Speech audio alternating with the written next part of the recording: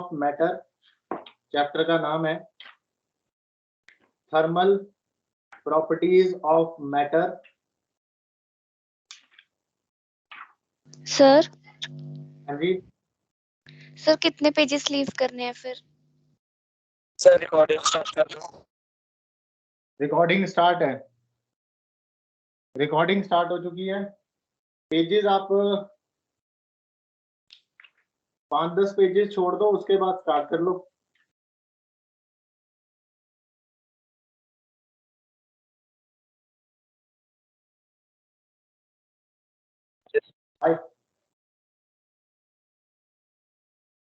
तो हेडिंग लगा दो थर्मल।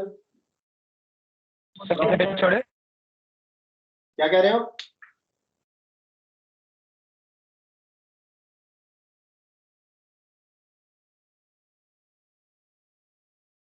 हाँ जी बच्चों बोलो, क्या कह रहे हो?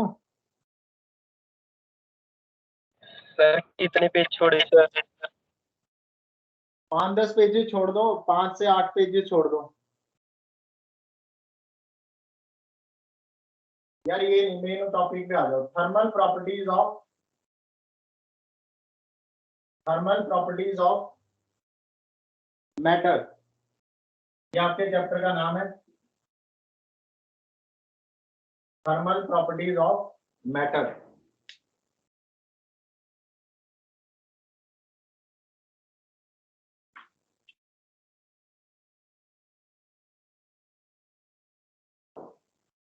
Just a minute.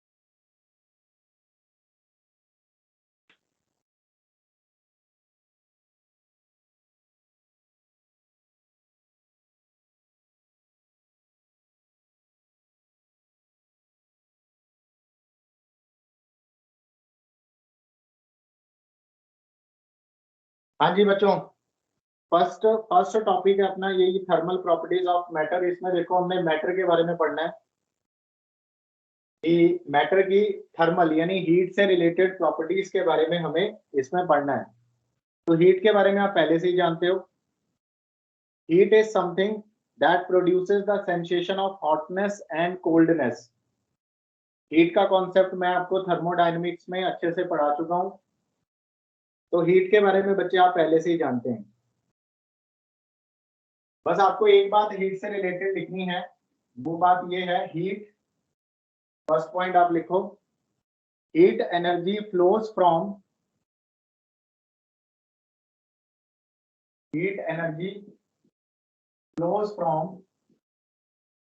a hot body to a cold body. Heat energy flows from a hot body to a cold body. ठीक है बच्चों, हीट हमेशा हॉट बॉडी से कोल्ड बॉडी की तरफ फ्लो करती है। और हीट को मेजर कैसे करते हैं? हीट की मेजरमेंट के लिए हम ऐसा यूनिट यूज करते हैं जूल्स, और वैसे सीजीएस यूनिट अगर हम लोग यूज करें तो दैट इज कैलोरी। तो अगर हीट की मेजरमेंट करनी है तो सीजीएस यूनिट जो है हीट की वो होती है कैलोरीज। ज्यादातर हीट को कैलोरी में मेजर किया जाता है। और अगर हम कैलोरीज को जूल में कन्वर्ट करें तो बच्चे 1 कैलोरी में कितने जूल्स होते हैं? कोई बता सकता है आप में से? जूल। हाँ जी सर 4.184 जूल्स। 4.184 joules. शाबाश. It is 4.186 joules, but approximately हम इसे 4.2 joules लिख सकते हैं. तो हाँ जी बोलो. सर आप एक बार जो है वो सीजीएस यूनिट दोबारा रिपीट कर दोगे, बिकॉज सर आपकी आवाज थोड़ी कट रही थी, तो आप दोबारा रिपीट कर दोगे कि सीजीएस यूनिट. आपको बोर्ड दिखाई दे रहा है सुमित? पहले ये बताओ. Yes sir. हाँ तो ये देखो क्या लिखा हुआ है. क्या लिखा हुआ है यहाँ? कैलोरी. हाँ तो बस ये सीजीएस यूनिट कैलोरी है, हीट की. अच्छा, हीट की है सर. नहीं नहीं, किसी और चीज की पढ़ा रहा हूँ मैं. ध्यान दो ना यहाँ पे. आप इधर उधर गायब हो जाओगे तो फिर ऐसा ही होता है.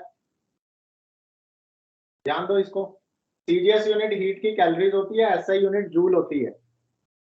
कैलोरीज को जूल में कन्वर्ट कर रहे हैं. 1 calorie is equal to 4.2 joules. उसके बाद अगली जो अपने पास टर्म आती है वो है टेम्परेचर. इसके बारे में भी हम लोग पढ़ चुके हैं थर्मोडायनेमिक्स में.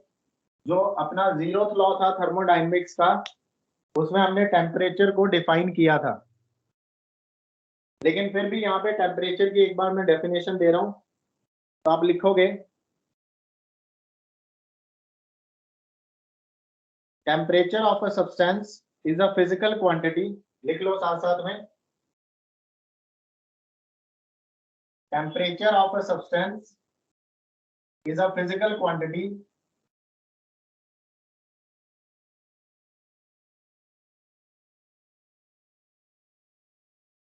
temperature of a substance is a physical quantity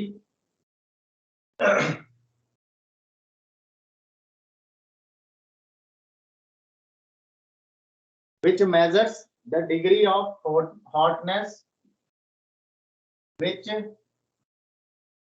measures the degree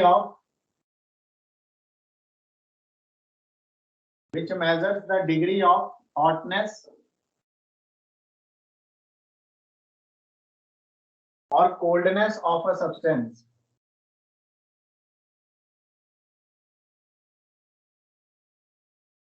Which measures the degree of hotness and coldness of a substance.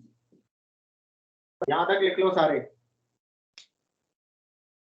Temperature कोई फिजिकल टेम्परेचर हम उस फिजिकल क्वांटिटी को कहते हैं जो डिग्री ऑफ हॉटनेस और degree of coldness major करती है. अगर बच्चे टेम्परेचर डिफरेंस हो दो बॉडीज में जो कि कांटेक्ट में हैं, तो फिर हीट ट्रांसफर होएगी हॉट बॉडी से कोल्ड बॉडी की तरफ. ये कॉन्सेप्ट आपको पता है, बेसिक है. तो यस और नो सबको पता है ना ये चीजें? हाँ जी, रिस्पॉन्स करो. Yes sir. हाँ ये बेसिक चीजें थी, इसलिए स्टार्टिंग में मैं एक बार लिखवा रहा हूँ ताकि आपको रिकॉल हो जाए, रिवाइज हो जाए. अदरवाइज हीट और टेम्परेचर दोनों चीजें हम पढ़ चुके हैं अच्छे से.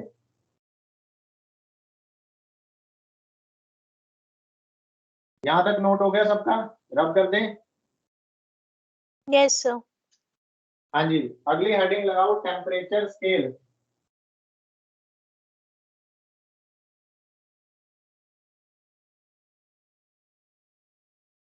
अगली हेडिंग लगाओ टेम्परेचर स्केल्स.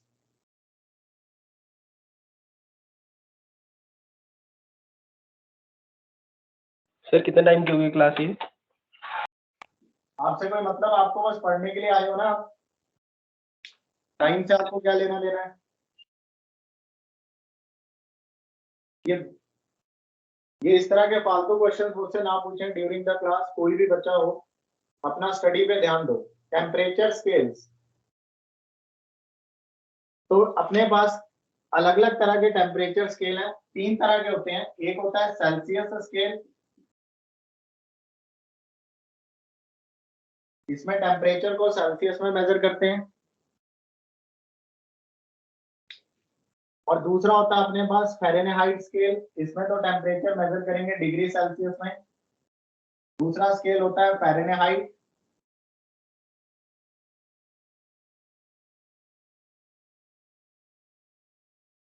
फ़ारेनहाइट स्केल, इसमें टेम्परेचर को फ़ारेनहाइट में मेजर करते हैं, डिग्री फ़ारेनहाइट. और तीसरा जो अपने पास स्केल है इसको बोलते हैं रूमर स्केल, REUMER।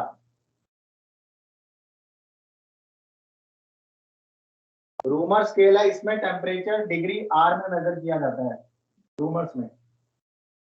तो 3 तरह के अपने पास स्केल होते हैं, Celsius scale, Fahrenheit scale and Romer scale, temperature measure करने के लिए।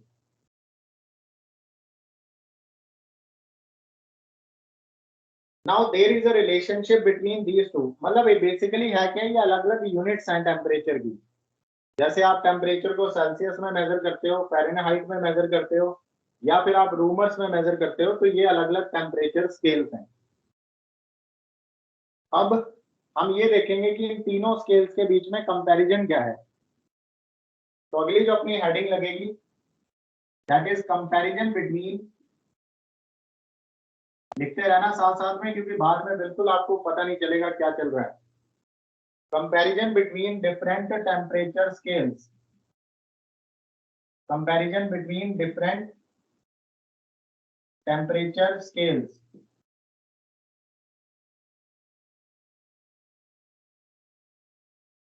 तो क्या कनेक्शन है वो देखते हैं।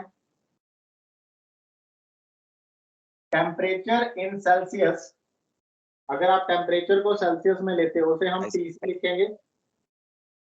Temperature in Celsius -0 divided by 100 is equal to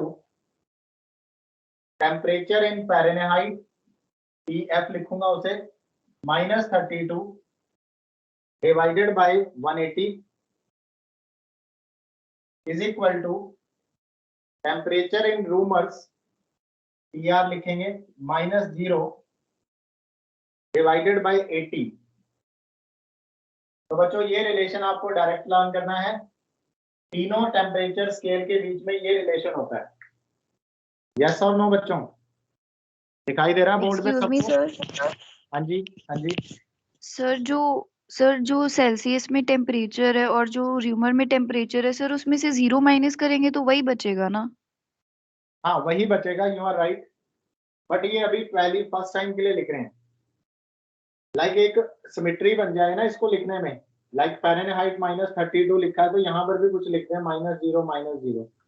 actual में इनका आइस पॉइंट है, वाटर का आइस पॉइंट है 0 degree Celsius, 0 degree rumour and 32 degree Fahrenheit. ठीक है, यस सर। एक्चुअल में वो आइस पॉइंट होता है, यानी कहाँ फ्रीजिंग कहाँ हो जाती है वाटर की, ये वो पॉइंट है। इसलिए वो शो कर रहे हैं यहाँ पे रिलेशन इंडिकेट करने के लिए। वैसे हाँ न्यूमेरिकली ऑब्वियसली कोई फर्क नहीं पड़ेगा बच्चे, TC लिखो कोई फर्क नहीं पड़ेगा, -0 क्योंकि कोई फर्क ही नहीं पड़ेगा वैल्यू वाइज। पर हाँ एक कंपैरिजन कर रहे हैं ना तीनों का, तो इसलिए ऐसा कर रहे हैं।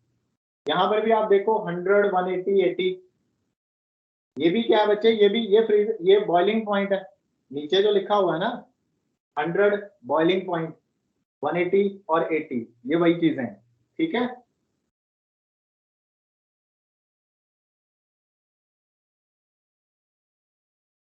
क्या समझा रहा हूं मैं, समझ आया? ये 0 फ्रीजिंग पॉइंट, ये boiling point. Yes sir. Yes sir.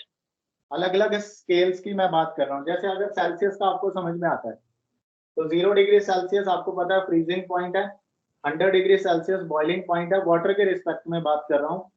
तो इस तरह से हम लोग लिख रहे हैं, और ऐसे ही फ़ारेनहाइट में और ऐसे ही रूमर्स में। ठीक है, ये अलग अलग स्केल्स हैं, you have just a knowledge. ये कन्वर्जिंग फैक्टर है। अभी हमें इस तरह से यूज नहीं करना है इसको, आप पहले एक बार लिख लो, जब लिख लो तो आगे चलते हैं, बता देना मुझे। Sir return. हाँ जी, यूज कैसे करेंगे, बहुत ही इजी है बच्चे। डायरेक्ट इस फॉर्म में यूज नहीं करेंगे, ये तो मैं डायरेक्ट तीनों को आमने सामने लिख रहे हैं। एट ए टाइम कोई दो लेते हैं, एट ए टाइम कोई दो लेते हैं बच्चे। यहीं से क्या रिलेशन आएगा, अगर हम लोग सेल्सियस और फ़ारेनहाइट को कंपेयर करें तो एक रिलेशन अपने पास ये आने वाला है, नंबर 1। इसी रिलेशन से बच्चे temperature in Celsius is equal to 5/9 times of temperature in Fahrenheit -32। मतलब this is relation between temperature in Celsius and temperature in Fahrenheit. शायद आप इसके बारे में थोड़ा जानते भी होंगे क्योंकि पहले भी आपने कभी ये चीज देखी होगी।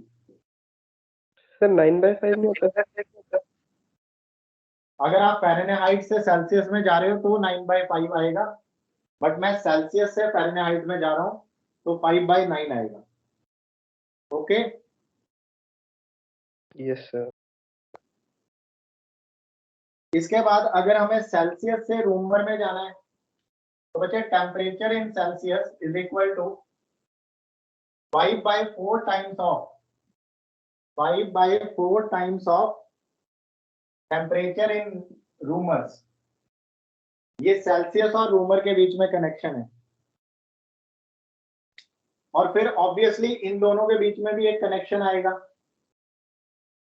देखो 5 से 5 कट जाएगा, 4/9 आ जाएगा। तो अगर मैं थर्ड रिलेशन निकालूं रूमर और फ़ारेनहाइट के बीच में, तो आप कह सकते हो temperature in Reaumur is equal to 4/9 times of 4/9 times of temperature in Fahrenheit -32। Actual में जो हमने ये रिलेशन लिखे हैं ना, इनमें से एट ए टाइम दो दो कंसीडर करके ये 3 रिलेशंस आते हैं। बताओ सबको समझ आ रही है मेरी बात? हाँ जी, यस सर। तो learn them directly to convert Fahrenheit to Romer, to convert Romer to Celsius and to convert Fahrenheit to Celsius। यानी एक दूसरे को कन्वर्ट करना है तो आप ये रिलेशन यूज कर सकते हैं। आए कहां से? आए इस रिलेशन से, यहीं से निकलेगा सारा। डेरिवेशन नहीं है, डायरेक्ट है ये, विदाउट डेरिवेशन। इसके डेरिवेशन नहीं होती है, एक्सपेरिमेंटली है सारी चीजें। ठीक है, ओके सर। फॉर्मूला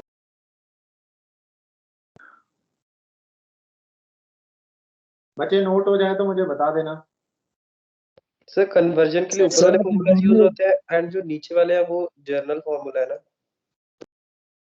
आप चाहे इसे यूज करो चाहे इसे यूज करो, इसी से ये 3 निकले हैं। सर हाँ जी सर, बोलो। सर आप एग्जाम में डेरिवेशन डालोगे क्या?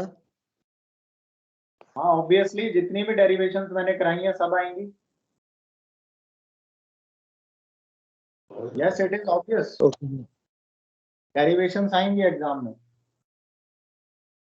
हाँ जी, लिख लिया बच्चों? सबको समझ आ गया यहाँ तक? Yes sir. ओके, चलो अब एक क्वेश्चन लिखो।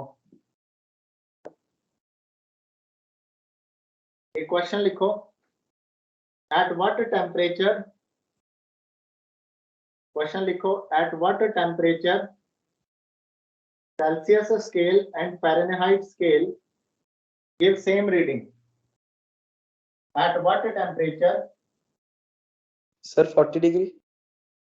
नहीं, at what temperature Celsius scale and Fahrenheit scale give same reading?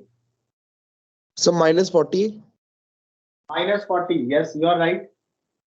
Direct बच्चों को याद होगा पहले से 9th या 10th क्लास में यस सर। एक चैप्टर आता था मैथ्स में, वहां पर भी इक्वेशंस में आता था ये चैप्टर, वहां भी निकालने के लिए बोलते थे। बाकी आपको सीधा याद रखना है कि सेल्सियस और फ़ारेनहाइट की वैल्यू इक्वल हो जाती है -40 पर। तो अपना क्वेश्चन था यही कि किस टेम्परेचर पर जाकर सेल्सियस और फ़ारेनहाइट की वैल्यू सेम आएगी। तो एक तरह से हमें क्वेश्चन में दिया हुआ है कि जो टेम्परेचर है सेल्सियस में उतनी ही वैल्यू टेम्परेचर की फ़ारेनहाइट में भी है, सेम है। तो इन दोनों को हम लोग इक्वल टू x ले लेते हैं, मान लिया। अब बच्चे यहाँ पर जहां जहां C और F दिख रहा है यहाँ आप x पुट कर दीजिए। सेल्सियस की जगह x, बाकी 5/9, फ़ारेनहाइट की जगह x -32। बात समझ में आई? मैंने कौन सा फॉर्मूला यूज किया, समझ आया सबको? बताओ। Yes sir. अगर किसी को नहीं आ रहा समझ तो एक बार बता देना है। अब इसको सॉल्व करना है बच्चे। ये 9 इधर आएगा, ये बन जाएगा 9x, 5 अंदर मल्टीप्लाई होगा, ये बनेगा 5x माइनस 32 इंटू 5, 5 2 10, 5 160 3 160 आ जाएगा। 9x माइनस 5x, अगले स्टेप में बनेगा 9x minus 5x is equal to minus 160। 9 minus 5 4x आएगा इज इक्वल टू माइनस 160। तो x की वैल्यू आएगी minus 160 by 4 which is equal to minus 40। मतलब कि सेल्सियस और फ़ारेनहाइट दोनों की वैल्यूज माइनस 40 डिग्री पर जाकर सेम हो जाती हैं। सबको समझ आया? यस और नो बताओ मुझे। Yes sir. माइनस 40 पर जाकर इनकी वैल्यू सेम हो जाती है। एक दो बच्चों का रिस्पॉन्स आ रहा है, बाकी सो रखे हैं क्या? Yes sir. Yes sir. तो आपसे जो है छोटा क्वेश्चन पूछा जा सकता है एग्जाम में, ये वाला भी, कि किस टेम्परेचर पर सेल्सियस और फ़ारेनहाइट स्केल की वैल्यू इक्वल होती है। तो it's answer is minus 40। You have to use this relation और either you can use direct relation जो पहले हमने बड़ा वाला लिखवाया था। पर बेटर है कि आप ये अलग अलग इनके रिलेशंस लर्न कर लो कि how to convert Celsius to Fahrenheit like this. ठीक है बच्चों, यहाँ तक क्लियर है सबको? बताओ मुझे। सर हम वो कंपैरिजन वाले फॉर्मूलाज में भी 2 लेके उनमें x पुट करके सर वहां से भी आ जाएगी वैल्यू सेम? हाँ वहीं से निकला है, ये रिजल्ट भी वहीं से निकला है, वहां पे भी आ जाएगी वैल्यू। तीन दिए हुए हैं ना वहां पे, उसमें से कोई एट ए टाइम कोई दो ले लोगे, इक्वल कर दोगे, क्रॉस मल्टीप्लाई करोगे, सॉल्व करोगे, यही आंसर आएगा। ठीक है? हाँ जी, किसी को कोई डाउट है यहाँ तक? ये तो जस्ट इंट्रोडक्शन है अभी चैप्टर की। Doubt sir. No sir. हाँ, और क्लास किसी ने लीव नहीं करनी है आज, क्योंकि अभी तो स्टार्टिंग है, तो हो सकता है बोरिंग लगे, लेकिन आगे वाले टॉपिक ज्यादा इंपॉर्टेंट है। ये तो जस्ट हमें सीखना था कि हीट क्या चीज है, टेम्परेचर क्या चीज है, ये हम पहले पढ़ चुके हैं, लेकिन यहाँ पर टेम्परेचर स्केल्स के बारे में थोड़ी आपको नॉलेज होनी चाहिए, तो ये हमने थोड़ी डिस्कशन इसमें कर ली। ये जो प्रॉब्लम मैंने आपको करवाई है, ये एनसीईआरटी की एग्जाम्पलर प्रॉब्लम है, मतलब it is an important question, 2 marker के लिए ये क्वेश्चन बन सकता है, पर आपको उसमें सॉल्व करके दिखाना पड़ेगा, डायरेक्ट आंसर नहीं आप लिख सकते। ठीक है, यहाँ तक आपने आई होप सो लिख लिया होगा।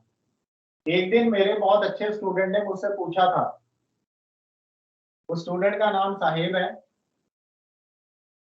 उसने मुझसे पूछा था सर वाटर का एनोमलस बिहेवियर क्या होता है, पूछा था ना? Yes sir. तो फिर आज हम लोग वो कहानी भी डिस्कस कर लेंगे कि एनोमलस बिहेवियर का क्या मतलब होता है, लेकिन कब तक पहुंचेंगे वहां तक बच्चे, ये अगली आपकी इंपॉर्टेंट हेडिंग और एक्चुअल में जो हेडिंग है जहां से चैप्टर स्टार्ट होता है वो ये है थर्मल एक्सपेंशन। थर्मल एक्सपेंशन लगा दो हेडिंग सारे।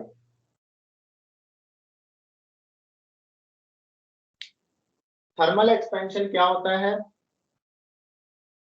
और कितने टाइप्स की थर्मल एक्सपेंशन होती है, ये क्वेश्चन आपसे पूछा जा सकता है। अब बच्चे नाम से ही समझो, थर्मल का मतलब ये 2 वर्ड से बना है। थर्मल का मतलब बताओ स्टूडेंट्स, थर्मल का मतलब? Heat. Sir heat. Sir temperature से रिलेटेड जो चीजें होती हैं उनको थर्मल।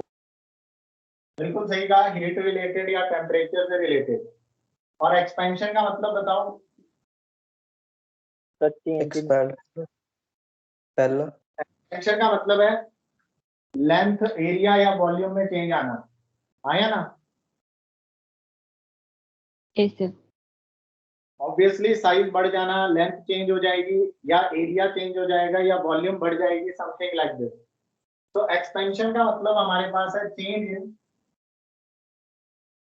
इन लेंथ आप कह लीजिए, या फिर बच्चे आप बोल दो एरिया कह लो, या फिर तो वॉल्यूम चेंज कह इन लो। शेप। हाँ, एक्सपैंड हो जाना मतलब कुछ ना कुछ इंक्रीज होना। चेंज में भी आप स्पेशली किसकी बात कर रहे हैं? इंक्रीज की। एक्सपेंशन की बात हो रही है तो increase in length, area, volume etcetera, तो दैट इज बेसिकली एक्सपेंशन। तो बच्चे थर्मल एक्सपेंशन का मतलब है आप किसी चीज को हीट करो, आप किसी चीज को गर्म करो और वो गर्म होने के बाद या तो उसकी लेंथ में चेंज आ जाए या उसका एरिया बढ़ जाए, मतलब वो एक्सपैंड हो जाए चीज, समझ रहे हो, उसको हम थर्मल एक्सपेंशन कहते हैं। नाम से समझ आ रहा है, वैसे कोई नई चीज नहीं है। हाँ जी, क्लियर है बच्चों? Yes sir. Yes sir. हाँ जी, तो लिख लेते हैं क्या है बच्चे थर्मल एक्सपेंशन। तो बच्चे थर्मल एक्सपेंशन की डेफिनेशन लिखते हैं, the increase in size,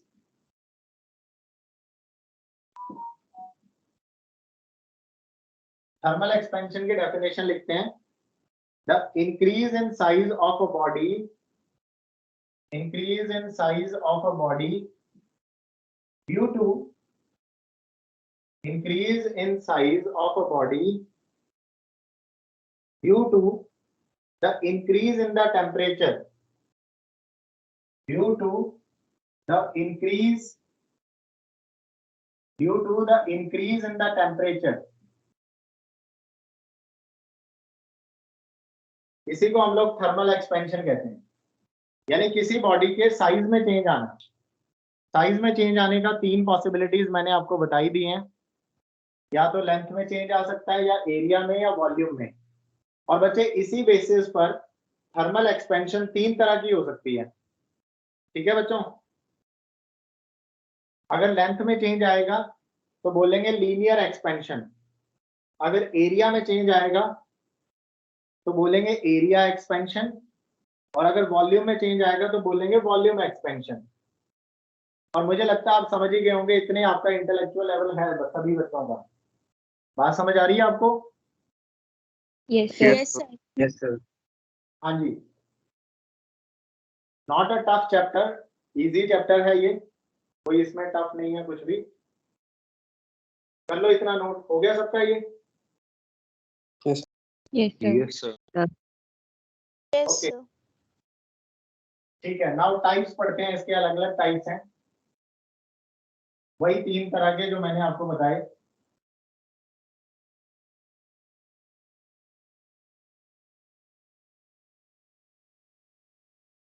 types में बच्चे नंबर 1 हेडिंग लगा दो, लीनियर एक्सपेंशन।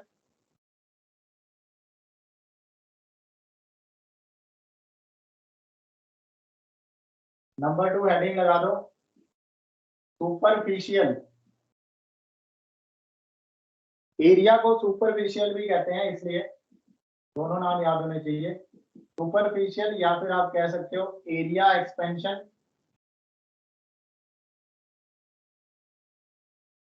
और नंबर 3 जो है दैट इज वॉल्यूम। वॉल्यूम को हम क्यूबिकल एक्सपेंशन भी बोलते हैं, क्यूबिकल, या फिर you can say that volume expansion.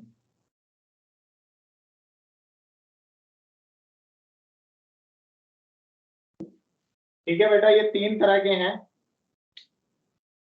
अगर आप किसी सॉलिड को हीट करते हैं, अच्छा मेरी बात समझो, अब यहां पर सॉलिड, लिक्विड और गैस की बात होगी। अगर हम कोई सॉलिड चीज लें, जैसे अगर मैं एक रॉड लूं, रॉड, तो रॉड में तो उसकी लेंथ में भी चेंज आ सकता है, उसके एरिया में भी चेंज आ सकता है। नहीं, सिर्फ लेंथ में चेंज आएगा, क्योंकि रॉड मतलब पतली सी मान के चलते हैं हम लोग। तो रॉड के केस में लीनियर एक्सपेंशन होगी। अगर मैं कोई शीट लूं बच्चे, शीट, सॉलिड शीट, तो उसके एरिया में चेंज आएगा, क्योंकि उसकी लेंथ और ब्रेड्थ दोनों चीजें एक्सपैंड हो जाएंगी, तो जिस वजह से उसका एरिया चेंज होगा, तो उसमें हम बोलेंगे एरिया एक्सपेंशन। और अगर मैं कोई सॉलिड चीज लूं, लाइक क्यूबिकल या कुछ और 3D चीज लूं सॉलिड की, तो उसमें वॉल्यूम एक्सपेंशन भी होगा। यानी सॉलिड में तीनों तरह की एक्सपेंशन पॉसिबल है, यस और नो? Yes sir. अच्छा, लिक्विड में क्या हो सकता है? लिक्विड में लीनियर एक्सपेंशन हो सकती है, जरा मुझे बताओ। मान लो आपके पास, तो वॉल्यूम एक्सपेंशन होगा सर उसमें। हाँ बहुत बढ़िया, शाबाश। यानी लिक्विड के केस में ना तो लीनियर एक्सपेंशन पॉसिबल है, ना एरिया एक्सपेंशन पॉसिबल है। पॉसिबल क्या है? Volume expansion. expansion.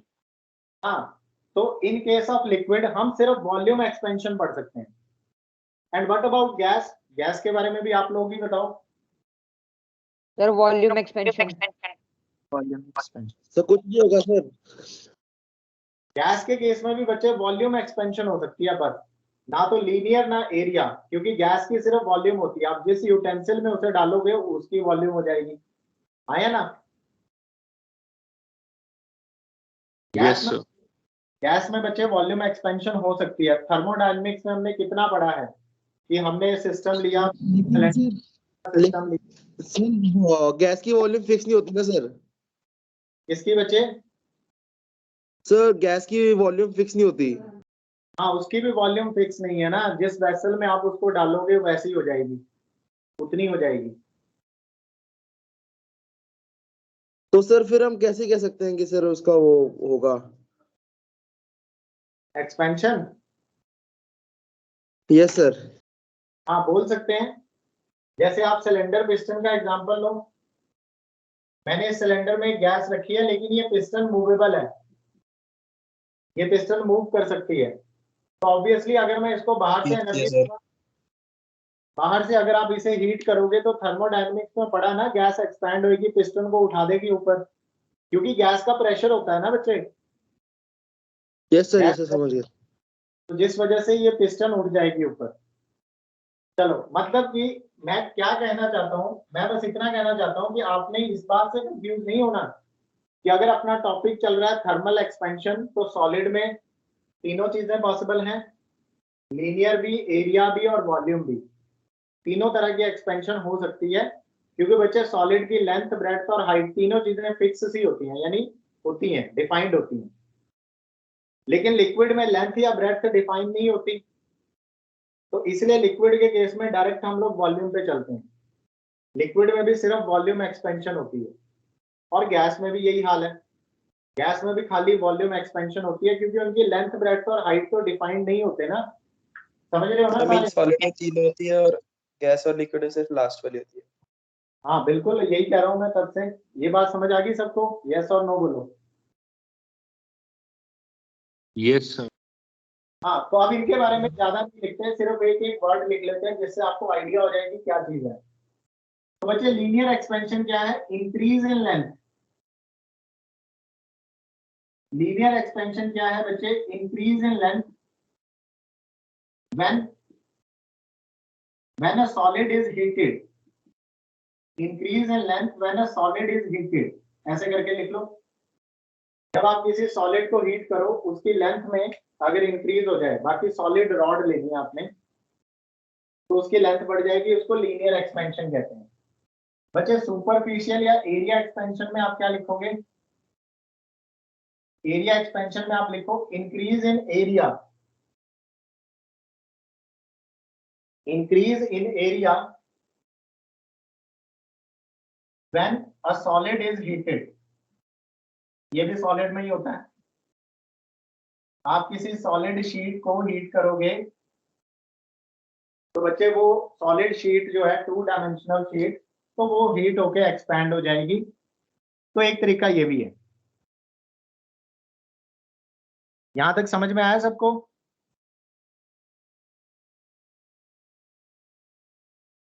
Yes, sir. हाँ, शाबाश।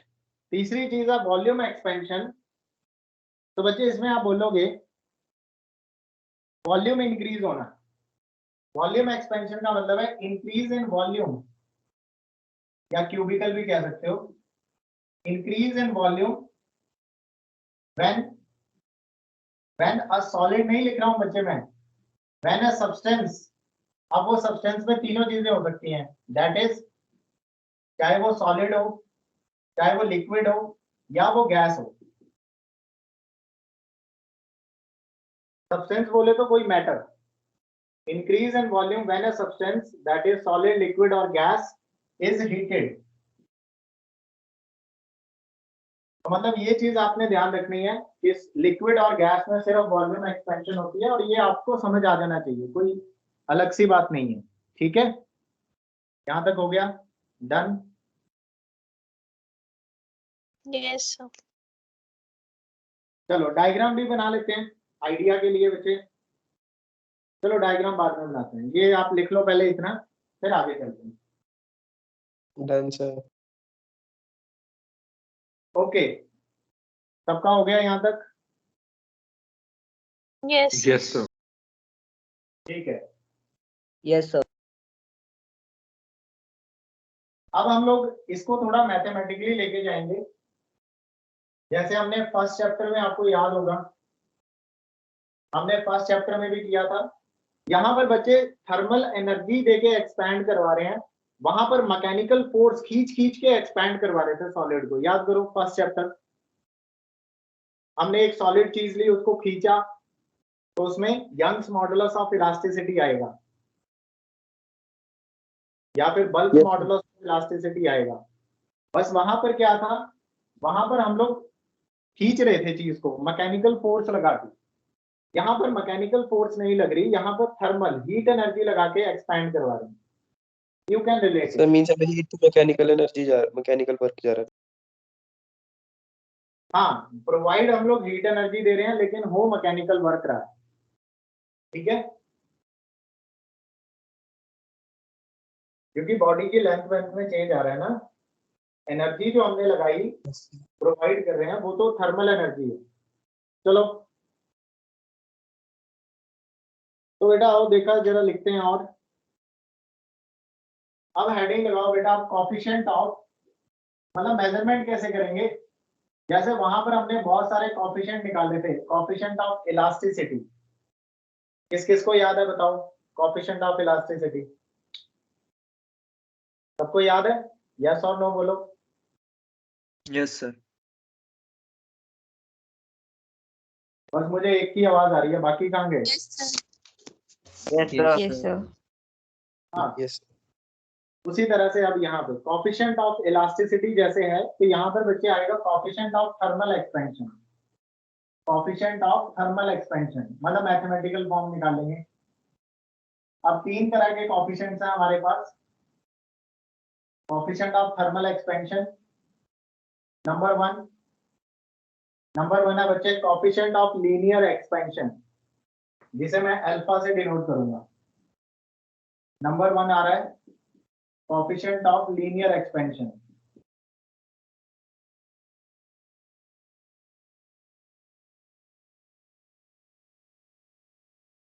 Linear expansion that is alpha. तो क्या चीज है, डिफाइन करते हैं इसको। मान लो आपके पास कोई सॉलिड रॉड है, ये वाली, ये बनाने के लिए मैंने थोड़ी मोटी बनाई है, वैसे ये बहुत पतली है, सिर्फ इसकी लेंथ है मेन। तो बच्चे ये अपने पास मान लो इसकी जो ओरिजिनल लेंथ है दैट इज L0। L0 इसकी ओरिजिनल लेंथ है मान लो। बिफोर हीटिंग मैं बात कर रहा हूँ, ये अपने पास हीट करने से पहले है। कोई सॉलिड रॉड है हमारे पास, हीट करने से पहले ये हाल है उसका। जब हमने इसको हीट किया बच्चे, तो इसकी लेंथ इंक्रीज हो गई, एक्सपैंड हो गया ये थोड़ा सा हीटिंग की वजह से। तो बच्चे ये है आफ्टर हीटिंग, ये हो गया आफ्टर हीटिंग। मतलब हमने इसको हीट किया तो ये उसके बाद इस तरह से एक्सपैंड होगी थी। तो अब इसकी लेंथ बन गई बच्चे, पहले इसकी लेंथ थी L0, अब इसमें डेल्टा L लेंथ ऐड हो गई है, मतलब अब इसमें और इंक्रीमेंट आ गया। हाँ जी, सबको ये बात समझ आ रही है? बताओ मुझे। Yes, sir. तो इसकी लेंथ में इंक्रीमेंट आ गया। कितना इंक्रीमेंट आया? डेल्टा L इंक्रीमेंट आया। डेल्टा L को आप लिख सकते हो इतने से पोर्शन को, डेल्टा L है इंक्रीज इन लेंथ, यानी कितनी लेंथ इंक्रीज हुई है हीटिंग की वजह से। Increase in length due to heating.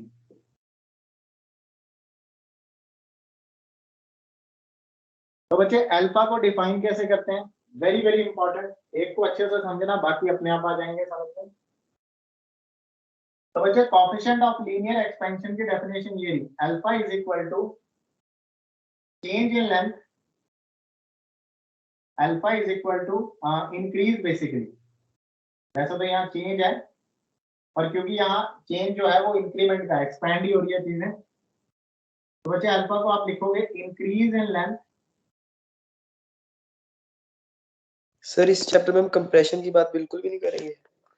नहीं, कंप्रेशन नहीं करेंगे बात, सिर्फ एक्सपेंशन की बात करेंगे, ठीक है। ठंडा नहीं कर रहे चीजों को, ठंडा करेंगे तो कॉम्प्रेस होगा, पर हम गर्म कर रहे हैं, क्योंकि हीट हमेशा हॉट से कोल्ड की तरफ जाती है। बताओ ना, हीट कहाँ जाती है बच्चे? हॉट बॉडी से कोल्ड बॉडी की तरफ।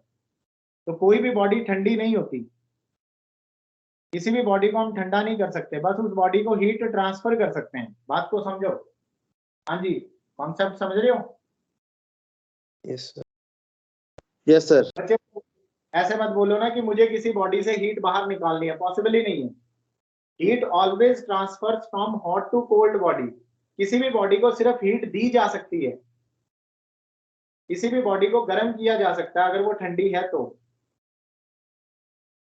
हाँ, जो बॉडी अपने अंदर से हीट निकाल के बाहर देगी दूसरी बॉडी को, तो वो बॉडी ठंडी हो जाएगी, लेकिन हमने नहीं दी। तो इसलिए हम इसमें सिर्फ यही केस पढ़ते हैं, एक्सपेंशन का ही। ये क्वेश्चन सही था आपका। बताओ बच्चों, बात समझ आई? क्यों सिर्फ एक्सपेंशन पढ़ रहे हैं, कॉम्प्रेशन क्यों नहीं पढ़ रहे? बताओ। सर बिकॉज हीट ली नहीं जा सकती सर, दी जा सकती। हाँ, हीट ऑलवेज, पहली जो लाइन लिखवाई है चैप्टर शुरू करते हुए हीट के बारे में, हीट हमेशा ट्रांसफर होती है हॉट बॉडी से कोल्ड बॉडी की तरफ। तो हम अगर किसी बॉडी को गर्म कर रहे हैं तो इसका सीधा सा मतलब है कि हम कोल्ड बॉडी को हीट प्रोवाइड कर रहे हैं। ये यूनिडायरेक्शनल है, उल्टा नहीं हो सकता। खैर, अल्फा की मतलब क्या? अल्फा है बच्चे increase in length divided by original length, increase in length divided by original length into, ये इसके साथ ही है, into increase in temperature, into increase in temperature. यानी आपने कितना टेम्परेचर? हाँ जी सर ये तो बिल्कुल वैसे ही हो गया जैसा हमने फर्स्ट चैप्टर में किया था। बिल्कुल वैसा ही है, तभी कह रहा हूं ना, वहां बिल्कुल वैसा ही है, कोई चेंज नहीं है इसमें। तो बच्चे अल्फा क्या लिखोगे आप? तो अल्फा को लिखेंगे इंक्रीज इन लेंथ है बच्चे डेल्टा एल। ओरिजिनल लेंथ कितनी थी? L0। ओरिजिनल लेंथ है L0। और टेम्परेचर में कितना चेंज आ रहा है? टेम्परेचर में चेंज आ रहा है बच्चे डेल्टा टी। डेल्टा टी क्या है? कितना टेम्परेचर इंक्रीज किया है। बच्चे इस बॉडी का जो टेम्परेचर था पहले, जब हमने इसको हीट करा, तो मान लो इसका टेम्परेचर जो था शुरू में T0 था। इसका टेम्परेचर शुरू में T0 ले लीजिए आप ऐसे, और हीट करने के बाद बच्चे इसका टेम्परेचर हो गया T। हीट करने के बाद इस बॉडी का टेम्परेचर हो गया T। हमने इसको हीट कर दिया, तो कितना चेंज आया टेम्परेचर में? T minus T0। यस और no? What is increase in temperature? It is T minus T0। बताओ मुझे, समझ आ रही है ना बातें सारी?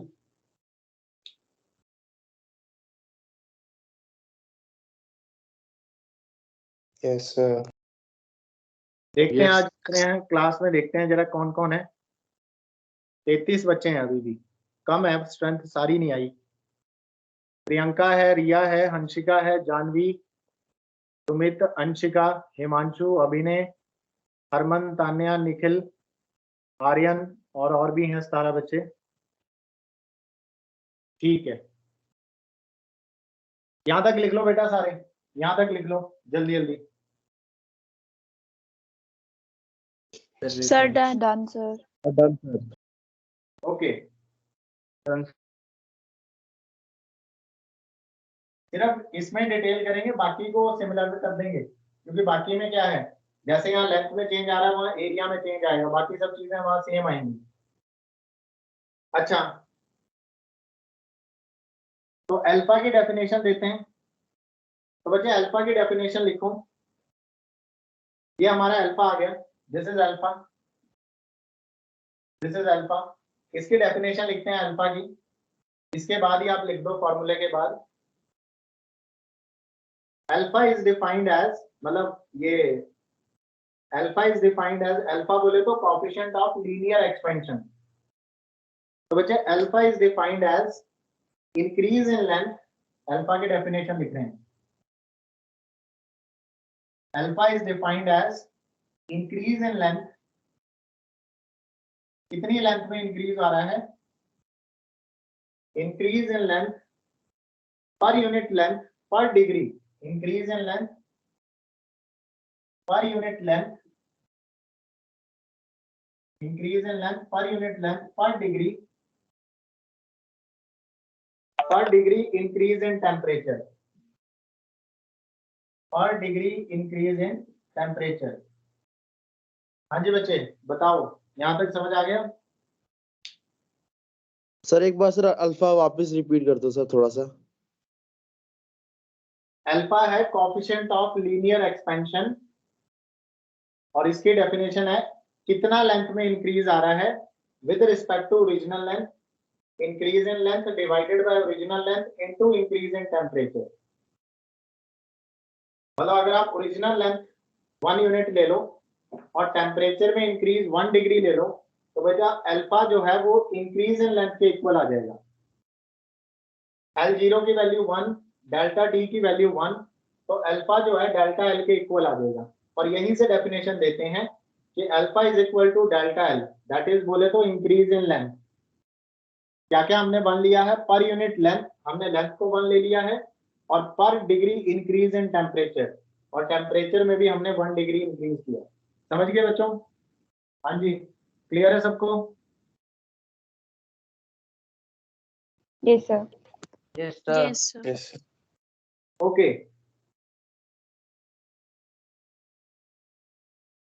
ओके, शाबाश।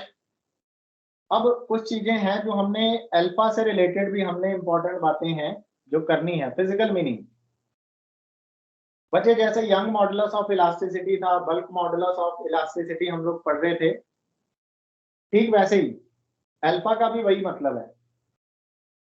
तो इसका फिजिकल मीनिंग जानेंगे, पहले इतना नोट कर लो सारे। कर लिया यहाँ तक सबने? यस और no? Yes, sir. Yes, sir. Okay, let me clear you one thing. हम लोग सिलेबस को खत्म करने के लिए भाग नहीं रहे हैं, ठीक है? हम थोड़ा एक्स्ट्रा टाइम देंगे अपने सिलेबस को खत्म करने के लिए। करेंगे हम इसी स्लो स्पीड से, ताकि आप लोग लिख भी पाओ प्रॉपर्ली, और सो दैट आप उसे पढ़ भी पाओ। सर ग्रेविटेशन कब करेंगे? ग्रेविटेशन नहीं करेंगे हम लोग चैप्टर। सर करवा दो सब कंपटीशन के लिए। ग्रेविटेशन चैप्टर कराने का टाइम ही नहीं बचा ना बच्चे, कैसे कराता? अभी टर्म 2 के लिए हम लोग फोकस कर रहे हैं। सर फिर मतलब स्टार्टिंग में करवा दोगे +2 की? स्टार्टिंग में नहीं, कुछ चीजें आप खुद कर लेना बच्चे। अब मेरे पास इतना समय नहीं होगा कि मैं आपको करवा पाऊँ। +2 इज मोर इम्पोर्टेंट। सर +2 में ग्रेविटेशन का कॉन्सेप्ट नहीं जाएगा? नहीं जाएगा, ग्रेविटेशन का कोई रोल नहीं है वहां, अलग फिजिक्स है। हाँ बट ये है कि देखो, okay sir. Become a self dependent बच्चे, टीचर पे डिपेंडेंट मत बनो। एक मॉरल लेक्चर मैं आपको इस तरह से दे रहा हूँ कि ऑब्वियसली किसी मजबूरी की वजह से या due to shortage of time मैं नहीं करवा सका आपको ग्रेविटेशन, बट हाँ आई एम रेडी कि अगर आप मेरे पास उस चैप्टर से डाउट्स लेके आएंगे then definitely I will explain that. But हाँ एटलीस्ट डू इट योरसेल्फ। आप खुद भी थोड़ा कोशिश करो पढ़ने की। जिसको इंटरेस्ट है ग्रेविटेशन वाले चैप्टर में, तो वो आप खुद पढ़ो, ट्राई करो। पेपर में कुछ नहीं डालूंगा मैं उसमें से, ऑब्वियसली मैंने नहीं कराया तो कहाँ से डालूंगा। लेकिन हाँ, in order to enhance your knowledge, जब आपके एग्जाम खत्म हो जाएंगे 11th के और +2 के लिए आपके पास थोड़ा बीच में गैप आ जाएगा, इन दोज डेज अगर आपको प्रॉब्लम आती है, आप वो चैप्टर कवर करो, और उसको कवर करने के बाद कोई भी डाउट आपको आता है तो यू कैन आस्क, उसके लिए मैं हमेशा अवेलेबल हूँ। बट हाँ, आप मेरी तरफ से भी थोड़ा समझो कि मैं क्यों नहीं करवा पा रहा हूँ आपको। Yes, sir. Yes, sir. पता है सिलेबस कोई में बात नहीं। इतना टाइम नहीं है मेरे पास। चलो खैर, नाउ नोट करते हैं और इम्पोर्टेंट बात। डिफाइन कर दिया हमने अल्फा को। बेटा एक चीज पहले ध्यान रखना, सेल्सियस और केल्विन, हमने देखा कि हम सेल्सियस और केल्विन की, एक केल्विन भी होता है ना टेम्परेचर, एसआई यूनिट तो टेम्परेचर की केल्विन है जो स्केल में नहीं आती। मतलब हमने 3 ही तरह के स्केल पढ़े हैं ना, केल्विन स्केल नहीं पढ़ा। पर आपको पता है कि 3 ही तरह के होते हैं स्केल, तो बेसिकली केल्विन तो उसकी ऐसा यूनिट है। सर हम ऐसा यूनिट क्यों नहीं लेते इसे? ऐसा यूनिट्स में ही लेते हैं, टेम्परेचर ऐसी बात नहीं है। सेल्सियस टेम्परेचर को जब भी लिया जाता है केल्विन में ही लेते हैं mostly. But what I want to tell you in this chapter, हमें टेम्परेचर से मतलब नहीं है। ध्यान से सुनना सारे बच्चे, इस चैप्टर में हमें टेम्परेचर से मतलब नहीं है। सर क्या बात कर रहे हो, टेम्परेचर की कहानी चल रही है और टेम्परेचर से मतलब नहीं है, ऐसा मत सोचो बच्चे। इस चैप्टर में हमें टेम्परेचर से लेना देना नहीं है, इस चैप्टर में हमें चेंज इन टेम्परेचर से लेना है। बात को पकड़ो, समझो इस चीज को। Yes sir. क्या कह रहा हूं मैं कह रहा हूं कि हमें टेम्परेचर से कोई मतलब नहीं होगा इस चैप्टर में कि बॉडी का टेम्परेचर कितना है। अरे नहीं, थर्मल एक्सपेंशन का मतलब है हमने टेम्परेचर को कितना इंक्रीज किया है, यानी हमें ये चेंज से ज्यादा मतलब रहेगा, हमारा फोकस चेंज पे रहेगा, चेंज इन टेम्परेचर पे। अब बच्चे चेंज इन टेम्परेचर के सेंस में अगर हम लोग बात करें तो 1 डिग्री सेल्सियस जितना चेंज आता है उतना ही सेम चेंज 1 केल्विन में भी होता है। Change in 1 degree Celsius is equal to change in 1 Kelvin, but 1 degree Celsius temperature is not equal to 1 Kelvin temperature. What I mean, आओ देखते हैं मैं क्या कह रहा हूं। बच्चे आपको पता है कि सेल्सियस से अगर मुझे केल्विन में जाना है तो 273 ऐड करने पड़ेंगे। सॉरी उल्टा लिख दिया, केल्विन। अगर मुझे सेल्सियस से केल्विन में कन्वर्ट होना है तो 273 ऐड करना पड़ता है, सबको पता है ना ये? Yes sir. Yes. Yes, sir. हाँ ठीक है, सबको पता है। हाँ मैं बोल रहा हूँ बच्चे मैं बोल रहा हूँ कि पुट सेल्सियस की वैल्यू आप 1 डिग्री सेल्सियस डाल दो, सेल्सियस की वैल्यू 1 डिग्री डाल दो, तो बच्चे केल्विन का आंसर कितना आएगा बताओ मुझे। 274 सर 273 Sir, 274 274. हाँ 273 केल्विन आएगा, नहीं 274 आएगा। यस सर 274 274 आ जाएगा ना, 273 प्लस 1। हाँ जी, सबको समझ आ गई ये बात, बड़ी सिंपल है ना? यस नो बोलो। Yes sir yes sir. Okay, अब मान लेते यस हैं, सर। हाँ ठीक है, मान लेते हैं कि टेम्परेचर को मैंने चेंज कर दिया 1 डिग्री सेल्सियस से 2 डिग्री सेल्सियस तक। नाउ टेम्परेचर को चेंज कर दिया 1 से 2 डिग्री सेल्सियस, तो बच्चों केल्विन में कितना चेंज आया बताओ, अब केल्विन का टेम्परेचर बताओ। 275 Sir, 275.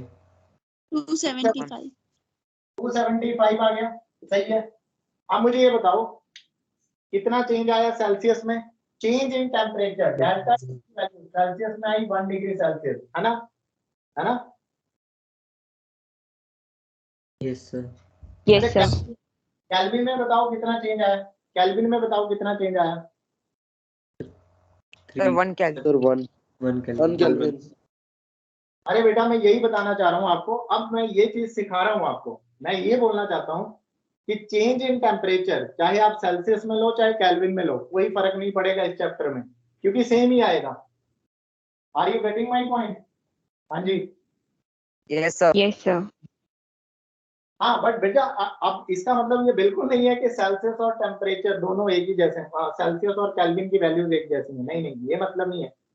We are not dealing with the temperature in this chapter. No, we are dealing with the delta T. तो बच्चे delta T तो सेम है, whether it is given in Celsius or it is given in Kelvin, आपको change करने की जरूरत नहीं है, मतलब आपको यूनिट्स को कन्वर्ट करने की जरूरत नहीं है न्यूमेरिकल्स में, चाहे वो आपको सेल्सियस में दे चाहे वो आपको केल्विन में दे, क्योंकि अपने पास जो फॉर्मूला है अल्फा का उसमें हमने टी की वैल्यू थोड़ी डालनी है, हमने किसकी वैल्यू डालनी है, हमने तो डेल्टा टी की वैल्यू डालनी है, और डेल्टा टी तो सेल्सियस और केल्विन के मामले में सेम ही है, दोनों के केस में आंसर 1 ही आ रहा है। हाँ जी, समझ आई मेरी बात सबको? Yes, sir. Yes sir Yes. कोई कंफ्यूजन किसी को?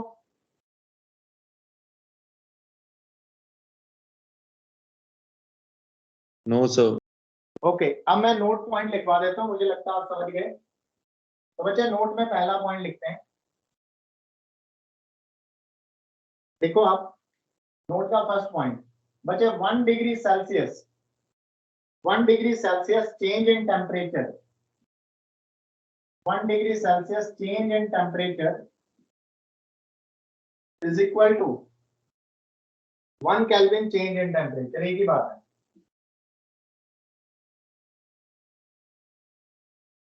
तो आपको इस चैप्टर में यूनिट्स कन्वर्ट करने की जरूरत नहीं है। कहीं आप बैठे रहो सेल्सियस को केल्विन में कन्वर्ट करने के लिए और एक बड़ा सा नंबर तैयार कर लो और कैलकुलेशन में उलझ जाओ, कोई जरूरत नहीं है। It is given in Celsius, use in Celsius. If it is given in kelvin, use in kelvin, क्योंकि कोई फर्क नहीं पड़ने वाला उससे, चेंज दोनों में बराबर ही होता है। क्लियर है सबको ये बात? हाँ जी, Yes, sir. Okay, this is point number 1। बच्चे पॉइंट नंबर 2 हम लोग अल्फा के बारे में डिस्कशन करेंगे।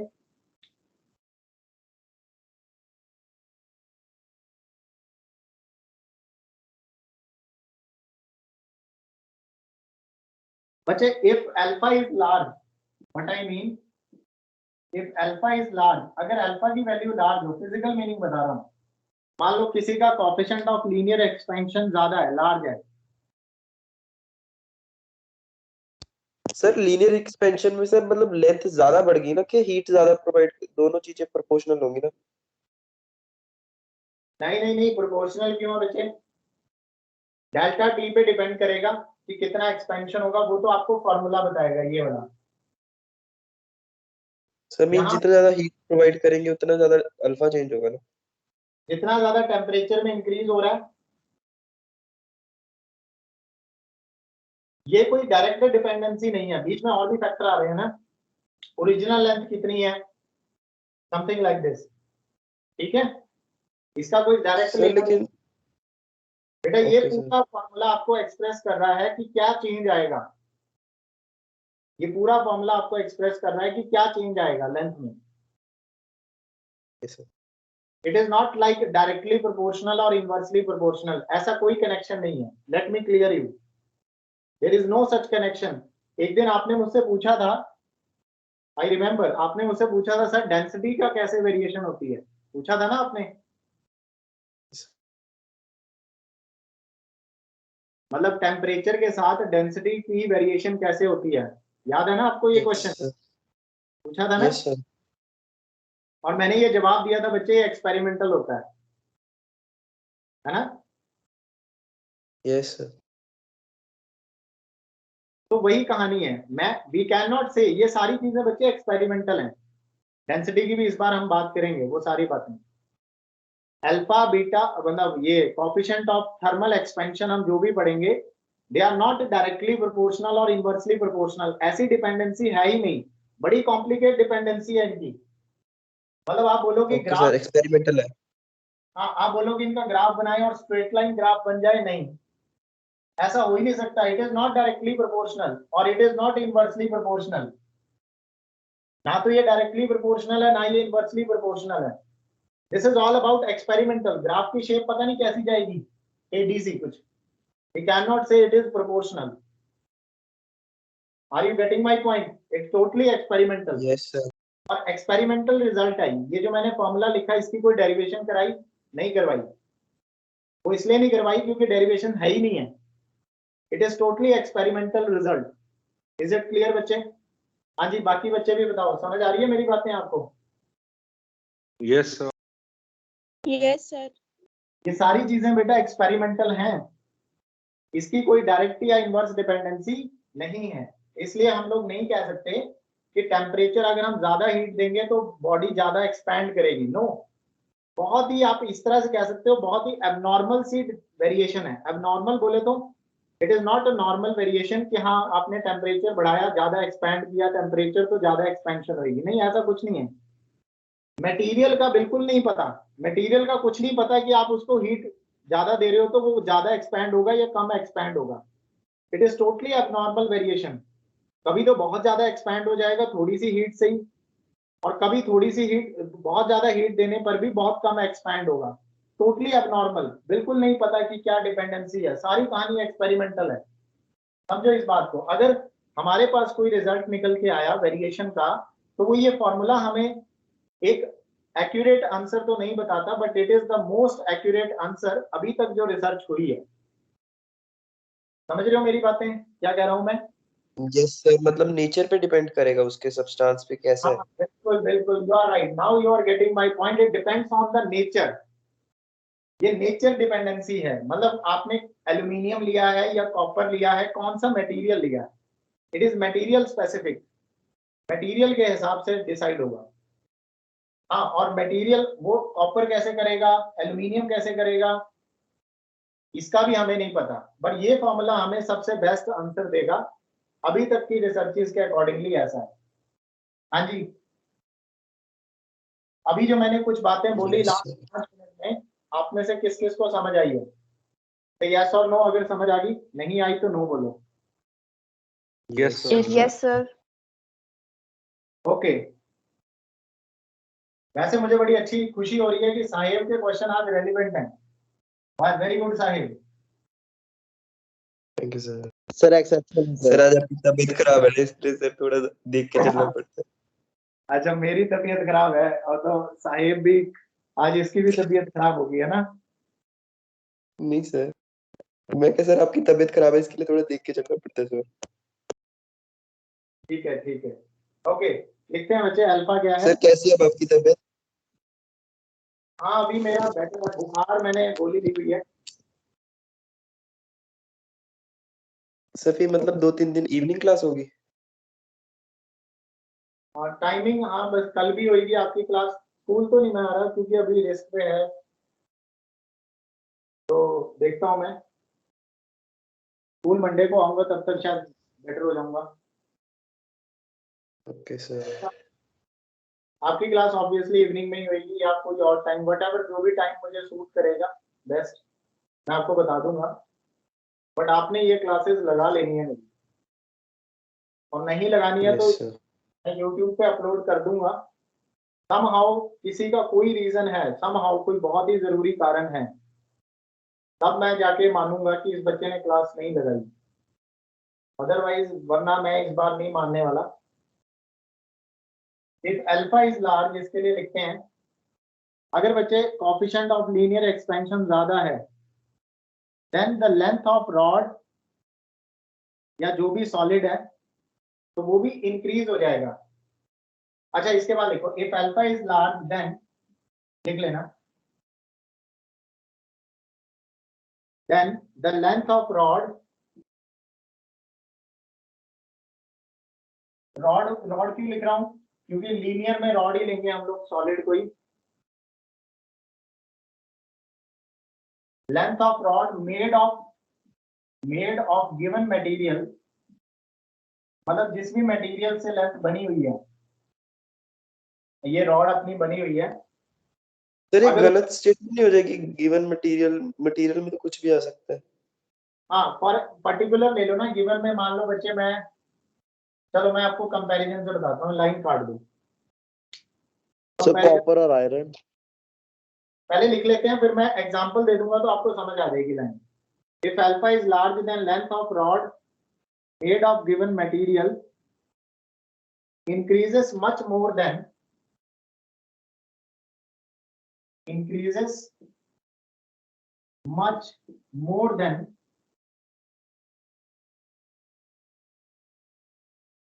the length of the rod, increases much more than the length of the rod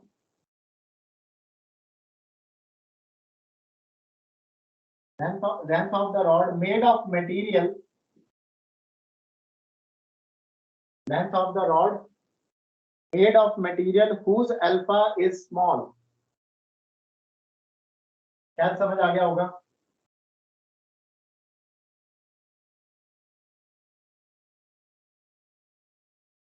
मतलब बच्चे, जिस मटेरियल का अल्फा ज्यादा है,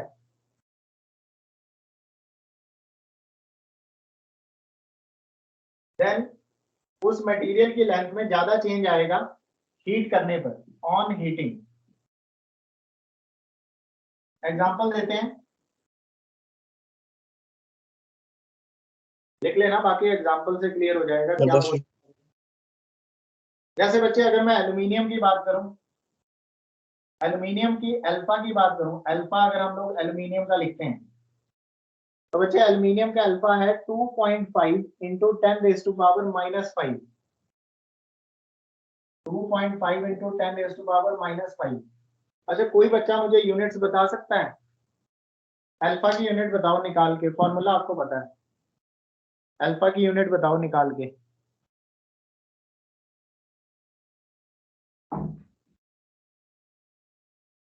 सर पर केल्विन सर और Very से 1 by sir kelvin 1 by Celsius.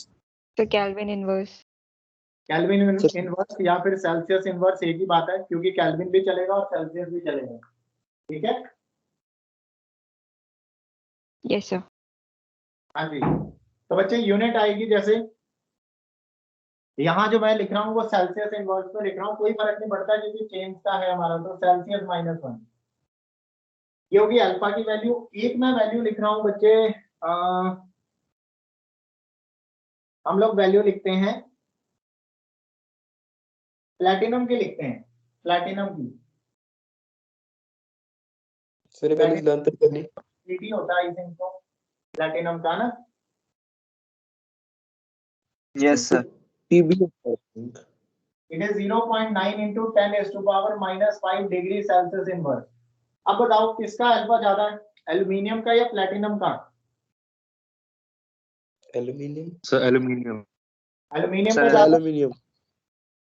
अगर बच्चे मान लो मैं दोनों को 10 डिग्री सेल्सियस हीट, मतलब 1 डिग्री सेल्सियस दोनों को हीट करता हूँ, दोनों के टेम्परेचर 1 डिग्री सेल्सियस राइज करता हूँ, तो बच्चे एल्यूमिनियम की लेंथ 2.5, इसको भूल जाओ ये तो सेम है, 2.5 मान लो मीटर चेंज होगी, और प्लैटिनम की लेंथ 0.9 मीटर इंक्रीज होगी। यानी ज्यादा चेंज एल्यूमिनियम, ज्यादा इंक्रीमेंट लेंथ में एल्यूमिनियम में आएगा, प्लैटिनम में कम इंक्रीमेंट आएगा क्योंकि उसका अल्फा कम है। तो अल्फा कम होने का मतलब है उसकी लेंथ में चेंज कम आएगा, मटेरियल पे डिपेंड कर रहा है ये, समझ गए ना?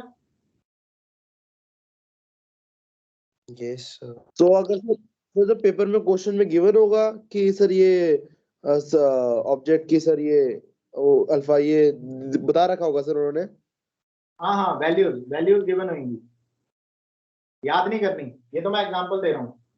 अच्छा, ज्यादा चेंज किस में आएगा?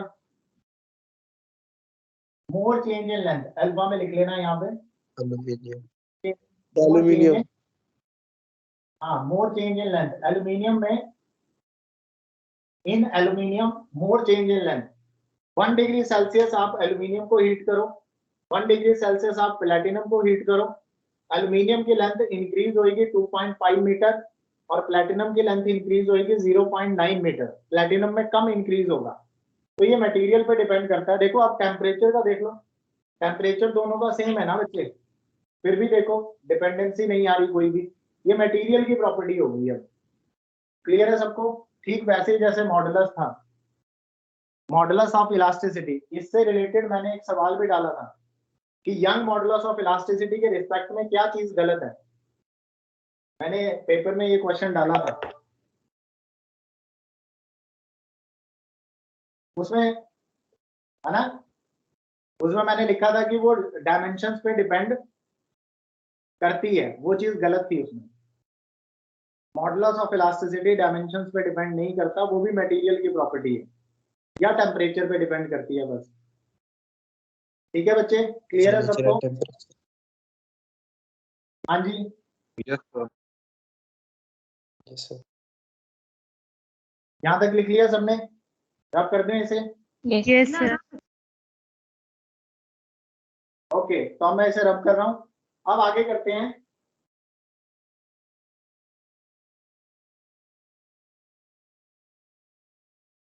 अब बच्चे जो हमने फॉर्मूला लिखा है ना, उसी को थोड़ा सा दोबारा से मॉडिफाई करेंगे। सर आज के लिए बहुत नहीं है सर, 1.25 घंटा हो गया सर। बहुत वाली बात नहीं रहेगी बच्चे, अब करना पड़ेगा हमें, अब बहुत वाली बात नहीं रहेगी है। We have very much very very less time, तो जितना हम लोग कवर कर सकते हैं करेंगे। तो थोड़ा सा आपको और टाइम देना पड़ेगा मुझे, ताकि ये खत्म कर दें हम लोग एटलीस्ट। आओ बच्चे हमने लिखा था alpha,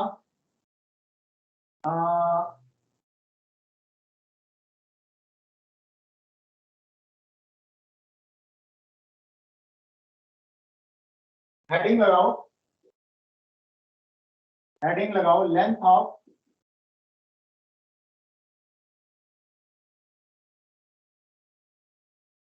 expression for expression for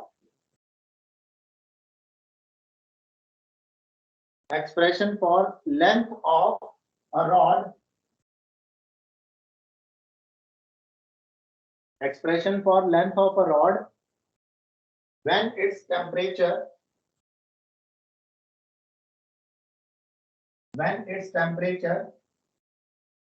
is increased, when its temperature is increased by delta T,